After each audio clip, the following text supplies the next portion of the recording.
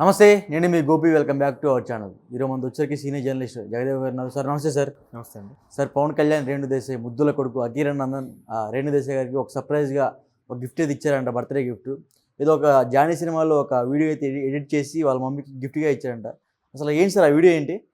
తల్లికి కొడుకు ప్రేమను ఆ విధంగా తెలియపరిచాడు. బట్ తండ్రి మీద కూడా ఉంటుందిగా. ఇప్పుడు ఆయన కూడా పవన్ కళ్యాణ్ కొడుకుగానే చెప్తున్నారు.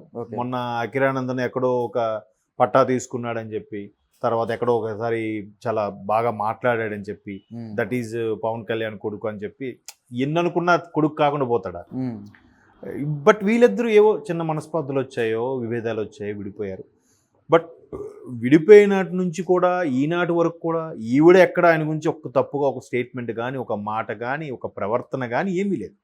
ఈవెన్ పవన్ కళ్యాణ్ అయితే అసలు ఎక్కడ ఈవిడ ప్రస్తావన కూడా చేయలేదు. ఇప్పుడు ఎక్కడ కూడా వీళ్ళు ఎన్ని విమర్శలు చేశారో ప్రత్యర్థులు రాజకీయ పరంగా 3 పెళ్లి చేసుకున్నాడు, ఆవిడని మోసం చేశాడు, ఈవిడిని వదిలేశాడు, ఇన్నన్నా కూడా వాళ్ళ పేర్లు కూడా ప్రస్తావించలే. చూడండి ఆయన సంస్కారం.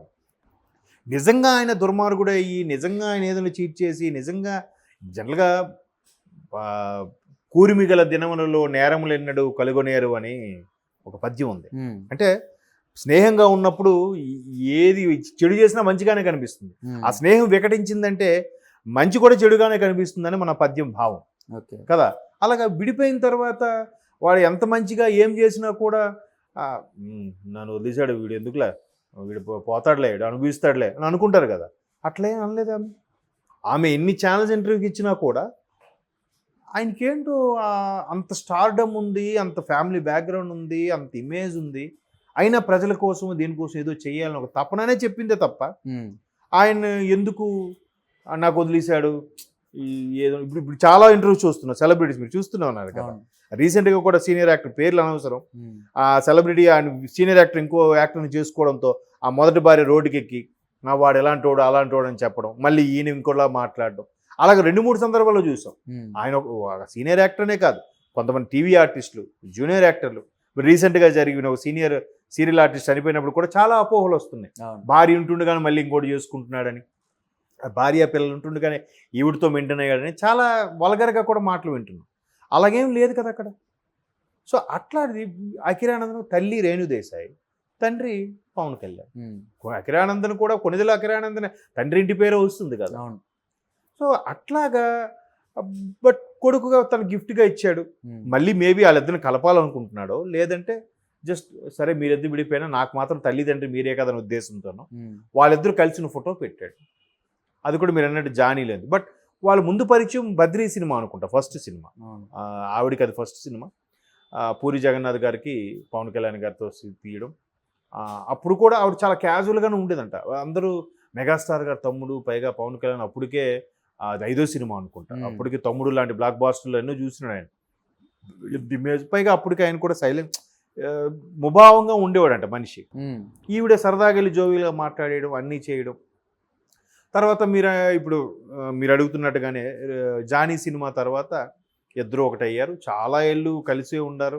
ఆ తర్వాత లివింగ్ టుగెదర్ అన్న రకరకాల వార్తలు వచ్చాయి. కొన్నాళ్ళకి పెళ్లి చేసుకున్నారు, 2 బిడ్డలు తండ్రి అయ్యారు. అకిరా, తర్వాత ఆమె పేరు ఆద్య. మనం ఒకసారి కూడా అంటే ఒక 4 ఏళ్ళ 3 ఏళ్ళ కిందట కూడా ఒక చిన్న క్లిప్పింగ్ చూశాను. ఆద్య బర్త్డేకి తను డాడీ కావాలని మారం చేస్తే పవన్ కళ్యాణ్ గారు ఇక్కడి నుంచి ముంబై మహారాష్ట్ర వెళ్ళి బర్త్డే వేడుకల్లో పార్టిసిపేట్ చేయడం. ఆ బర్త్డే ఫోటోల్లో కూడా రేణు దేశాయ్ గారును, పవన్ కళ్యాణ్, ఆద్య ఉండడం. అప్పటికి ఈయన మరి ఇంకో పెళ్లి చేసుకున్నాడో లేదో తెలియదు. బట్ ఆవిడైతే ఇంకో చేసుకోలేదు అనుకుంటున్నాను నాకు తెలిసి. బట్ ఆవిడ కూడా చేసుకుంటుంది కొన్ని వార్తలు వచ్చాయి. వస్తే దానికి ఫ్యాన్స్ మీరు అలాగా ఇంకోటి తప్పేముంది? ఈయన మరి వాళ్ళ స్టారు ఇంకోటి చేసుకున్నప్పుడు ఆవిడ ఇంకోటి చేసుకోదా? ఆవిడ తోడు అవసరం లేదా? బట్ రకరకాల విమర్శలు, వదిన ఇలా చేయడం కరెక్ట్ కాదు అని అన్నారు. కానీ అది కరెక్ట్ కాదు. ఆవిడ కూడా చాలా సందర్భాల్లో బరస్ట్ అయ్యింది, చిరాకు పడింది. ఫ్యాన్స్ మితిమీరిన కామెంట్స్ వల్ల బరస్ట్ అయ్యారు తప్ప పవన్ కళ్యాణ్ మీద ఆవిడ ఎప్పుడు ఒక రాంగ్ స్టేట్మెంట్ కానీ, చెడు భావంతో మాట్లాడడం కానీ ఎక్కడా చేయలేదు. బట్ ఒక స్టేట్మెంట్ అయితే ఇద్దరు, నాకు నచ్చింది ఏంటంటే, ఇద్దరు వ్యక్తులు విడిపోవడానికి ప్రధాన కారణం ఎవరి వెర్షన్ వాళ్ళు చెప్పుకుంటారు, కానీ ఆ ఇద్దరి మధ్యన ఏం జరిగింది అనేది ఆ 4 గోడల మధ్యన వాళ్ళకే తెలియాలి. అవును. మూడో వ్యక్తి ఎవ్వడు ఎస్టిమేట్ చేయలేడు, ఎవ్వడు జస్టిఫై చేయలేడు. ఎవరి తప్పు ఎవరి తప్పు అని చెప్పడానికి కూడా లేదు.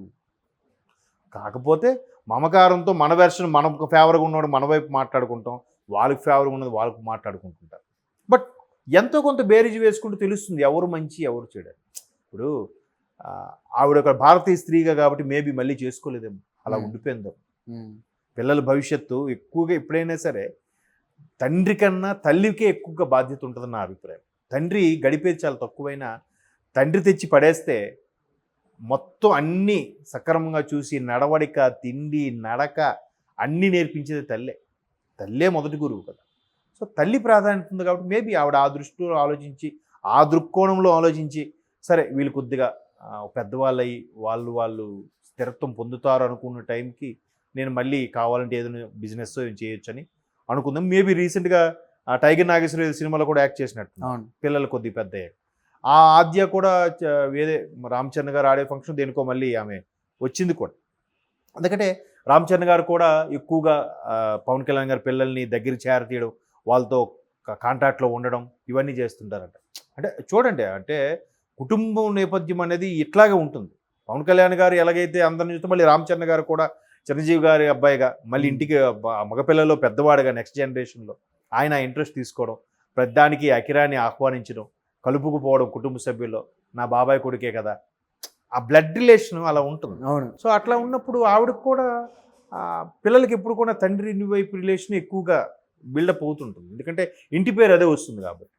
సో అదే ఉద్దేశంతో తండ్రి పవన్ కళ్యాణ్ రేపొద్దున అకిరానందని కొనిదెలే అంటారు కదా, అంత మాత్రం తల్లిని వదులుకోలేడుగా. ఆ ప్రేమతో పెట్టుండొచ్చు, దాంట్లో తప్పేం లేదు. బట్ అది ఈవిడ సరదాగా షేర్ చేసింది మై సన్స్ గిఫ్ట్ అని. దానికి ఇప్పుడు పవన్ కళ్యాణ్ ఫ్యాన్స్ ఏంటంటే అమ్మ ఫోన్లే వదిన గారికి, అసలు వదిన అనొచ్చు అనకూడదు, వదిన గారికి మా మీద ఇంకా మా పవన్ కళ్యాణ్ గారి మీద కోపం లేదు, మాతోనే ఉన్నారు అని వీళ్ళు ఎవరి మట్టుకు వాళ్ళ సంకలు గుద్దుకుంటున్నారు. బట్ ఆయన ఎప్పుడూ తప్పుగా మాట్లాడలేదు, ఈవిడ ఆయన గురించి తప్పుగా మాట్లాడలేదు. చాలామంది ముఖాముఖి అంటే ఒక ఆర్కే గారు ఓపెన్ హార్ట్ విత్ ఆర్కే గారు ఇంటర్వ్యూ కానీ, స్వప్న గారు చేసిన ఇంటర్వ్యూలో కానీ కూడా ఎక్కడ ఒక్క మాట కూడా పొల్లిపోకుండా తప్పుగా మాట్లాడకుండా మాట్లాడారు. అంటే అది రిలేషన్, గౌరవంగా విడిపోయారు. ఆవిడ అదే చెప్పింది, చిన్న భేదాభిప్రాయాలు మనం ఇప్పుడు విడిపోయి కలిసి ఉన్నట్టే ఒక విధంగా చక్కగా రేపొద్దున ఎదురుపడినా కూడా ఏమండి అనుకున్నట్టు ఉంటుంది, బాగుంటుంది కదా మంచిగా. మరీ కొట్టుకొని దెబ్బలాడుకొని కోట్లు వరకు వెళ్ళిపోయి లాగదీసి సాగదీసి సోషల్ మీడియాకి ఎక్కిపోయి వీడు ఎలాంటోడు అది ఎలాంటిదా మాట్లాడుకుని తెగదింపులు చేసుకునే బదులు సఖ్యంగా వెళ్ళిపోతేనే మళ్ళీ చక్కగా ఉంటాయి. సో అందుకు ఆవిడ కొడుకుగా తనకేముంటుంది, తండ్రి తల్లిని ఒక స్క్రీన్ మీద చూసుకుంటే హ్యాపీగా ఉంటుంది కదా. సో అలాగని గిఫ్ట్గా పెట్టాడు, ఆవిడ కూడా నా కొడుకు పెట్టిన గిఫ్ట్గా పెట్టింది. దాంట్లో బాధపడడానికి ఏం లేదు. అలాగని okay sir, thank you sir.